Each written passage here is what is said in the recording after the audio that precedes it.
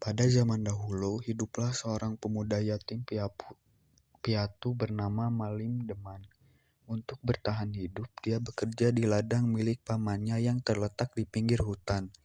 Tak jauh dari situ ada sebuah rumah yang dihuni oleh seorang janda tua bernama Mande Rubiah. Mande Rubiah adalah wanita yang baik hati dan akrab dengan Malim. Dia sering mengirimi pemuda itu makanan saat menjaga ladangnya pada malam hari. Bahkan dia sudah dianggap anak sendiri oleh janda itu. Pada suatu malam, Malim Deman merasa haus saat menjaga ladang. Dia berniat untuk meminta air minum ke rumah Mande Rubiah. Sesampainya di perkarangan, dia mendengar suara beberapa perempuan yang berasal tak jauh dari kolam yang terletak di belakang pondok wanita tua itu. Malim mengendap-endap menuju tempat tersebut dan terkejut saat melihat 7 bidadari sedang mandi di sana. Pemuda tersebut begitu terpesona saat melihat kecantikan para bidadari. Tak jauh dari tempatnya berdiri tergeletak 7 selendang milik para bidadari. Tak ingin menyia-nyiakan kesempatan, dia mengambil salah satu selendang itu dan disembunyikannya di rumah ibu angkatnya. Ternyata selendang yang diambil adalah milik bidadari bungsu. Bidadari bungsu menangis karena tidak bisa kembali ke kayangan.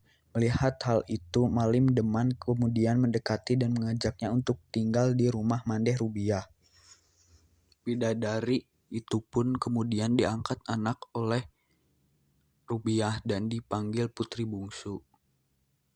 Sejak saat itu, Malim Deman semakin sering pergi ke tempat Mande Rubiah dan menjadi akrab dengan putri bungsu. Akibat sering bertemu, kedua muda-mudi tersebut saling jatuh cinta dan memutuskan untuk menikah tidak lama kemudian. Kebahagiaan pasangan semakin bertambah setelah dikaruniai seorang putra tampan yang diberi nama Sutano Duano.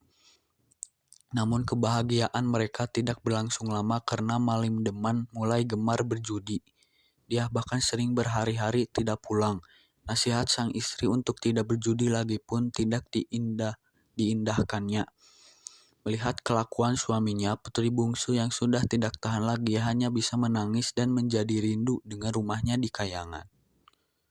Hingga pada suatu hari saat sedang mencari barang, perempuan cantik itu tidak sengaja menemukan selendangnya.